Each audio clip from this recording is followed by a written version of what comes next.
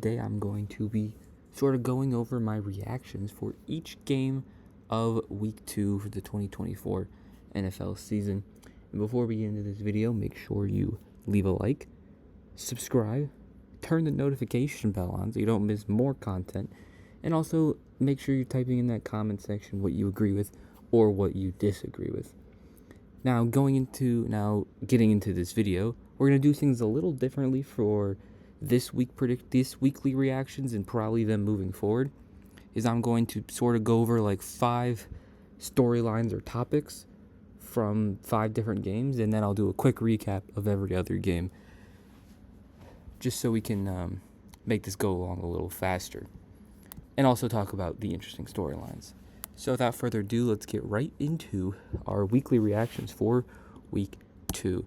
So the first storyline is, of course, Bryce Young. The Panthers have just benched him in favor of Andy Dalton after 2 games and almost a full season last year. Now, my thoughts on this decision, it's kind of hard to tell if this was the right decision or not. I do see I kind of lean maybe towards the right decision, but there probably is reasons for both. Because in my opinion, clearly it's not working, right? Clearly this offense, even the defense too, to be honest, but in this regard, we're talking about the offense, has just not been very good. They've scored, 13 points in their first 2 games? As much as you want to develop your young quarterback, you also want to win games. And I feel like allowing Andy Dalton to come in there and be that veteran quarterback can help you at least compete in games. And hopefully that can allow Bryce Young to just sit, watch an actual veteran, an experienced quarterback run this offense, and hopefully he can learn. And then whether it's with the Panthers or with a different team, hopefully he can take a deep breath, take a step back, and just relax. And hopefully that can be beneficial for him moving forward, and I guess for the Panthers as well, as they could potentially stay competitive this year and also get better play from Bryce Young in the future. So overall, my thought is that it probably was the right decision, but I'm sure there are sides to it being the wrong decision. And will Bryce Young be good in this league? That is yet to be seen. With what team? That is also yet to be seen, but I still think there's a chance he plays this season after just taking a sort of a step back and kind of just relaxing for a bit, because I think it's just overwhelming at this point and there's just too much going on, and I think this can allow that to sort of ease up a little bit. The next storyline I picked out is the Saints. Now, the Saints, speaking of the Panthers, the Saints beat them pretty easily early in Week 1, but many people were like, is this a fluke game? You just beat the Panthers. Like, this doesn't mean you're good. This doesn't mean you're bad. But then they were scheduled to play the Cowboys the next week in Dallas. I don't know how much of a favorite Dallas was. I assume they were the favorites. But going into this game, everyone was like, are the Saints actually good? And I also picked the Cowboys as probably many people did. And the Saints came to play, and the Saints proved that they might actually be a legit team this year. Them and the Buccaneers both 2-0 to start off the season in that division. So the Saints, who many people thought would finish third, some people even thought they would finish last in this division, are now tied for first with a very impressive 44-19 win over the Cowboys. Derek Carr has just been playing incredible football, like that one MVP type start he had with the Raiders that one season. They're blocking, they're giving him time. Rashid Shaheed's getting his deep ball touchdown once a game. Chris Olave's making plays. The defense is being good as it normally is. And Alvin Kamara is playing like one of the better running backs in football. I'm still not 100% sold on the Saints being a championship contender. I don't know if anybody's really saying that, but I definitely think the Saints can make the playoffs and potentially win a game. I think they could do what the Bucs did last year if they end up winning the division. If they end up winning the division, I can see them pulling off an upset in the first round and then maybe losing to more of an actual Super Bowl contender. But the Saints, definitely a shocking and surprising start to the season for them. Next, I have Sam Darnold. Now, going into this year, I don't know if I want to say high hopes, but I had some hope for Sam Darnold. I've seen him when he is in a competent offense with good weapons, with good coaching, a good defense. He can play good football. He can play turnover-free, not lose you the game football. And I was saying, going into this year, I would not be surprised if Sam Darnold actually has a pretty good season because he has that around him. And so far, to begin the season, I know he played the Giants week 1, but he was very good against the Giants week 1. And then he played an actual real good defense and beat the Niners in Minnesota. He was 17 for 26, 268 yards, 2 touchdowns, and 1 interception. And everyone's going to point out that one throw he had to Justin Jefferson. Because one thing about Sam Darnold is he has a pretty good deep ball, and you saw it on full display to that pass to Justin Jefferson. He did throw a pick. It is the Niners, though, so I can't blame him 100% for doing that because the Niners are very good on defense. But this start to Sam Darnold has been super impressive. He's got the Vikings to 2-0. Their defense has also played very good as well, especially against a team like the Niners. Now, will this continue for Sam Darnold? We'll have to see, but right now Sam Darnold is playing very good football. One of the better statistical quarterbacks to start the season has been Sam Darnold, which many people wouldn't have thought. So Sam Darnold in the first 2 weeks has been very, very impressive for the Vikings. And we'll see if he can continue it against a very good Texans defense in week 3. It is at home, so that gives him a little bit of help there. Moving on, we have Marvin Harrison Jr. is the next player/team I'd like to spotlight here. Because going into the draft, Marvin Harrison was this generational prospect at receiver. And he got picked, I believe, at 4 to the Cardinals. Like, we got Kyler Murray. He's got a good quarterback. And then the first game comes around, and it's very disappointing. I think he had 1 catch for 4 yards. There was the one clip where he seemed wide open, didn't get the ball. There was all these advanced stats of how he's like the slowest receiver amongst all eligible receivers. Kyler Murray had like this post-game press conference where he's like, it's not my job to feed Marvin Harrison the ball, or something along those lines. Like, I'm not going to just give Marvin Harrison the ball because we drafted him 4th overall.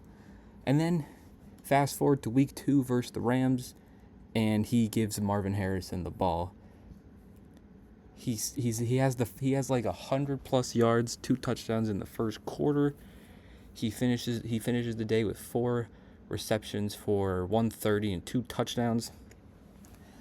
Again, it honestly didn't look like he was moving super fast on both of the touchdowns, but it seems like he just moves fast enough. He may not be the fastest receiver, but he knows how to get open, which is honestly all that really matters. Sometimes you can use your speed to get open, but he just has a way of getting open. I think C.J. Stroud mentioned in an interview when he was asked about Marvin Harrison how he has like this one thing he does to get open, and it's like impossible to defend. And I don't know if that was present in this game or not, but Marvin Harrison really showed why he was picked 4th and why his last name is Harrison, or I guess his name is Marvin Harrison Jr. And I'm not expecting this type of production every week, but this really shows the talent that Marvin Harrison has. And Kyler, I don't know why he didn't throw in the ball. Maybe he wasn't as open as maybe some people would have believed, but he gave him the ball this time. He gave him his chances, and Kyler also played great in this game as well. We'll get to that when we do a quick recap of the games. But Marvin Harrison is one of the standout players of this week for me and for many, I'd assume. Last sort of topic, I'm going to go with Caleb Williams. Speaking of number 1 overall picks, which we discussed today, Caleb Williams, generational quarterback prospect. I don't really like generational prospect, but that's what people say. Highly touted quarterback, going into a great situation on the Bears. Now, this is definitely an overreaction, and this is not my belief in him not only in his career but the rest of the season. Sometimes you gotta I'm just going off of just the first 2 weeks. It hasn't been the best for Caleb Williams. He was 23 for 37 today, Sunday night, for 174 yards and 2 interceptions. He got sacked, I think, 7 times. Some of those weren't his fault, but I feel like some of those were.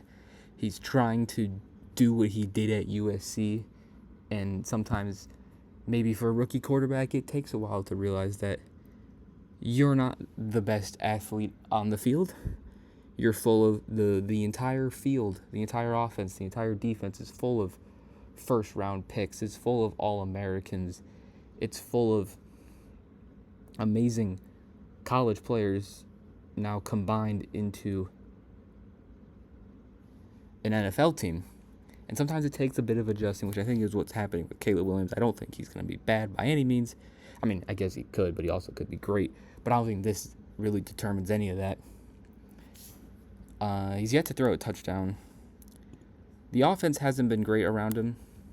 The defense has been amazing, though. That's the one, I guess, worry is your defense is doing all these great things, especially against a great offense like the Texans, and you just can't produce as an offense. And that defense that was playing great through the first 2 quarters, the first 3 quarters, is now getting tired from being on the field so much due to a lack of offensive success, and that takes a potential 20 points, 14 points scored by the offense in the first 3 quarters that you can overcome or outscore to now they've scored 28 points in total because your defense is getting tired. So you don't really do yourself any favors over the end of the game. But obviously he's made some good throws, some good plays. And I think he just needs time, as most rookies and rookie quarterbacks need, to just adjust and try to figure out how to use his skills to actually produce in the NFL. So this very, very likely could be a massive overreaction, but I just wanted to put Caleb Williams, since he's the number 1 pick, and it sort of hasn't been the greatest start to the season for him and the Bears.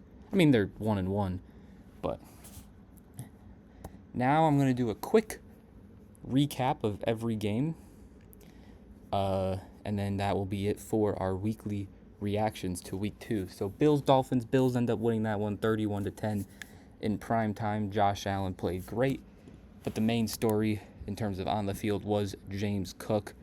Josh Allen actually didn't play that great because he didn't need to play great. But James Cook, 11 carries, 78 yards, 2 touchdowns, as well as a 17-yard receiving touchdown. He was very, very impressive versus the Dolphins. Really showed that similarity to Dalvin Cook in his prime. But James Cook was great. On the Dolphins side, Devon Achane was amazing with 96 yards, 22 carries, as well as 69 yards in the air. Almost 200 yards from scrimmage and a touchdown for Devon Achane. So he was great. I liked what I saw from Jonnu Smith. They were getting him involved. Waddle and Tyreek Hill didn't have the greatest games. But obviously the story is, when it comes to off the field, or I guess non-performance-wise, is Tua and his concussions. He also didn't play that great before then, but that's not what we're really worried about. He did have another concussion. He doesn't plan to retire. I don't know Tua, and I'm not no doctor, so I'm not going to pretend to be like, oh, he should retire, he shouldn't retire. So we just know that he's probably not going to retire at this moment. So we'll see what he can do. He might even come back this season. So we'll see how he is, and we'll see what Skylar Thompson can do, or I think they signed Tyler Huntley. But overall, a dominating win from the Bills over the Dolphins. Next game is the Niners-Vikings game, which I mentioned. Vikings win 23-17. Of course, Sam Darnold played great. Justin Jefferson played great. Fred Warner and Nick Bosa were still all over the field, despite giving up 23 points to Sam Darnold. Ty Chandler had a good game. But another Vikings win at Minnesota versus the Niners. I think I saw a stat. The Niners haven't won in Minnesota since like 1992. So I guess I should have known that and picked the Vikings. But Vikings did a very impressive win over the Niners. Next game was Seahawks-Patriots, which actually went into overtime. If you look at the stats of the two quarterbacks, you wouldn't think this game was close. Geno had 327 yards and a touchdown, while Brissett had 149 and a touchdown. Antonio Gibson played great with 96 yards. Ramondre Stevenson also had 80 yards, so the Patriots' run game could be a problem. Hunter Henry was honestly the biggest storyline of this game for the Patriots offense. 8 receptions for 100 yards. He started off the game, I think, like 6 for 62. So he might be the number one guy in this offense. But don't forget, Jalen Polk had a touchdown as well. Liked what I saw from the young rookie. Over on the Seattle side, Zach Charbonnet was the guy in the running offense. Didn't do too much. Had a touchdown, but only 2.7 yards a carry. But the main thing for the Seahawks offense was DK and JSN combining for 241 yards and a touchdown off 22 catches for the two. They were, honestly, for a Patriots defense that held the Bengals to such a low game that they had, I was very surprised for these two to have the games that they had, especially with someone like Christian Gonzalez on the other side. But DK had that big touchdown. JSN was just efficient in his catches, and the Seahawks get an overtime win over the Patriots, 23-20. Then we move on to Jets-Titans. Jets end up winning this one 24-17. Aaron Rodgers played solid. Nothing too crazy. Breece Hall had an insane catch for a touchdown. Braylon Allen had 2 touchdowns this game. And then, of course, Will Levis made another error. He just threw the ball. He just gave the Jets the ball practically. So he had that one pick where he honestly just gave it to the Bears for a pick six, and then he just gave the ball to the Jets. Positives for the Titans, though. Calvin Ridley was very impressive. He had the jet sweep type touchdown that he outran to the corner of the end zone, and then he had that insane catch where Will Levis just threw it up into like double coverage, and somehow Calvin Ridley came down with the ball. So that was honestly the only positives for the Jets. Offensively, their defense, again, another very impressive performance. Titans defense is going to keep them in games, and it's up to their offense to finish and execute those games. But Jets get a win in Tennessee. Next, we have Giants-Commanders. Commanders end up winning 21-18 over the Giants. This was a interesting game, the only division game outside of Bills-Dolphins. I mean, it was interesting because the Giants, I believe, had 3 touchdowns. The Commanders had 0, and the Commanders still ended up winning this game. Outside of a lack of touchdowns, Jaden Daniels very impressive, 23 for 29 for 226 yards, which in the start to this season with all the low passing yard numbers, that's a very good stat line. Efficient, 200-plus yards for the rookie. The scrambling quarterback rookie. Zach Ertz led the team in receptions, which is crazy. Terry McLaurin's still quiet to start the season. On the Giants side, Malik Neighbors was everywhere. He did have that crucial drop, unfortunately for him. But outside of that, 10 catches, 127 yards, and a touchdown. Wan'Dale Robinson had a touchdown as well. Daniel Jones, he threw 2 touchdowns, under 200 yards, which you would think isn't good, but honestly it's not that bad with how the season started across the league. And then he was not the most efficient, but to lose a game where you score 3 touchdowns and allow 0 is not the best look for the Giants. Moving on, we have the Bucs beating the Lions 20-16. This was my upset of the week. I don't know, I just had a feeling Baker Mayfield's played great. He only threw 19 passes. Again, Baker went 12 for 19, 185 yards, a touchdown, and a pick, and still managed to beat a Lions team where Jared Goff was 34 for 55, 300 yards, and 2 picks. That's just the passing. That's just the whole league at this point with the passing numbers. Baker had that crazy run, and that crazy rushing touchdown. But I think the biggest story of this game, outside of Chris Godwin's very impressive performance, was Aiden Hutchinson. He had, 4 sacks in like the first quarter, ended up with 4.5. I don't know the exact number he had, but he had a lot, and he had a lot quickly. Very, very impressive performance from him. He almost tied or broke the single game Lions sack record, which I think they said was 5.5. But Aiden Hutchinson was everywhere, although they fall short to the Bucs, who are now 2-0, and the Lions are 1-1. Next game is Raiders-Ravens. This was a crazy game. Raiders pull off the insane upset in Baltimore. Gardner Minshew was very efficient outside of one pick. Devontae Adams had an amazing game. 9 for 110 and a touchdown. The rookie Brock Bowers getting involved. 9 for 98 yards. On the Ravens side of the ball, Lamar had a very similar stat line to Minshew. Not as efficient as Minshew, but around the same yards, touchdowns, and interceptions. Derrick Henry had a good game. Zay Flowers Mark Andrews got involved, and Isaiah Likely didn't, so I don't know how to evaluate this tight end room in Baltimore. But the Raiders pull off the upset, and the Ravens 0-2 to start the season. I think that's like the first MVP to start 0-2 in like a long time or something like that. Next game we have is Panthers-Chargers. We mentioned this one a little bit earlier. Panthers did absolutely nothing. Chargers, J.K. Dobbins had 130 yards and a touchdown. I think the first Chargers receiver running back to have like 100-plus rushing yards in back-to-back games since like LaDainian Tomlinson or ever. I don't remember the exact stat. Quentin Johnston, is he a bust? Maybe not. He had 5 catches for 51 yards and 2 touchdowns. He showed that physical ability while also catching the ball. That's what he needs to do. He needs to catch the ball as a receiver, and he could have success. Justin Herbert didn't do much, and he didn't need to do much. Chargers win 26-23. Next game, Saints-Cowboys. There's honestly not much to talk about.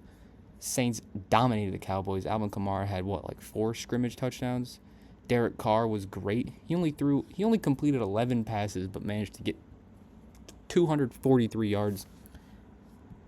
Rashid Shaheed, as I mentioned before, had his 1 deep ball touchdown as the Cowboys end up winning. Sorry about the background noise. There's something going on in the hallway. Saints end up dominating the Cowboys. CeeDee Lamb did have a good game, but the Saints end up dominating this one. And they are also 2-0, another surprising 2-0 team. Next up is Colts-Packers. Anthony Richardson did not have a very good game. 3 picks, 50% completion percentage. Jonathan Taylor did have 100 yards, but shout out Malik Willis. Came in after the Jordan Love injury, and they're like, we're going to make it as easy as we can for Malik Willis. He only threw 14 passes, completed 12 of them for 122 yards and a touchdown, but that's all he needed to do when you only have to score more than 10 points, and when Josh Jacobs can get you 150 yards rushing. He just managed the game, and he got them a win. A surprising win as the Colts fall to 0-2. Next game is Browns-Jags. The Browns come back from a disappointing loss to the Cowboys. Again, Deshaun Watson, only 186 yards, but got a win. Jerome Ford was good in this game. Not much, no standout receiver for the Browns.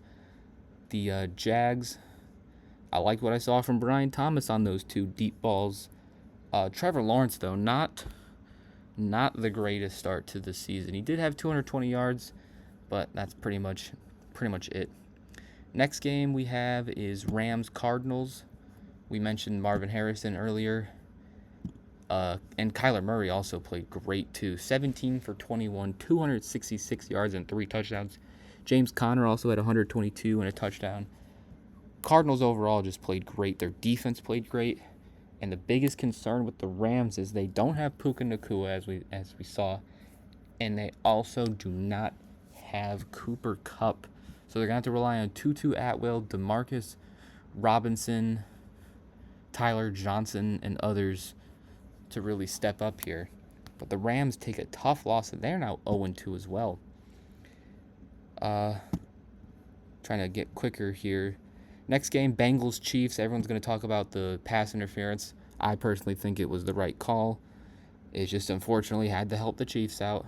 Joe Burrow was good in this game. Mike Gesicki was the best receiver on the Bengals. Jamar Chase had all the talk, and then he had that, and then kind of got frustrated, had that crucial penalty. Mahomes didn't even play that good. He had the great pass to Rashee Rice, but outside of that, he didn't play good. But they got the win 26-25. Next game, Steelers-Broncos. I mean, not much excitement here. Justin Fields was good. He did what he needed to do, which he did last week. Efficient, enough yards, just enough production. When you only need to score one touchdown to win a game, it's not too difficult. But he managed the offense well, got them a win. Bo Nix, not the best game, not the most efficient, 2 picks, not the best completion percentage. He is a rookie though, and he not only is a rookie, but his first 2 games were at Seattle and then then home versus Pittsburgh. Like, that's not a good not an easy start. Texans Bears, we mentioned this one. Texans win 19-13. Caleb Williams struggled versus the Texans defense, but so did the Texans offense in terms of struggling versus the Bears defense. This Bears defense is legit. So is this Texans defense. However, the Bears were not able to stop Nico Collins. 8 receptions, 135, and a touchdown. Who was honestly the only really good player on this Texans offense outside of Stroud, as they win 19-13. Lastly, but not least, the Monday night game between the Falcons and the Eagles. Kirk Cousins bounces back massively after his disappointing performance versus Pittsburgh. He was great. Bijan was great. And then for Philly, Saquon was amazing. But the main story of this game is the choke that the Eagles had. 3rd and 3, I think it was. Falcons don't have a timeout. They throw the ball. Saquon drops it. And then they give up a game-winning drive from the Falcons. Darnell Mooney had those 2 big catches. He also had that 1 touchdown as well. And then they capped it off with a Drake London touchdown as the Falcons bounce back and win this one 22-21.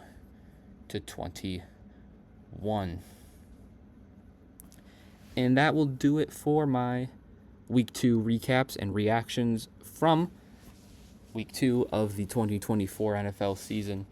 Make sure you guys comment down below what you agreed with, what you disagreed with, and your overall reactions to this Week 2. And make sure you leave a like and subscribe as always. And I will see you guys next time. Peace.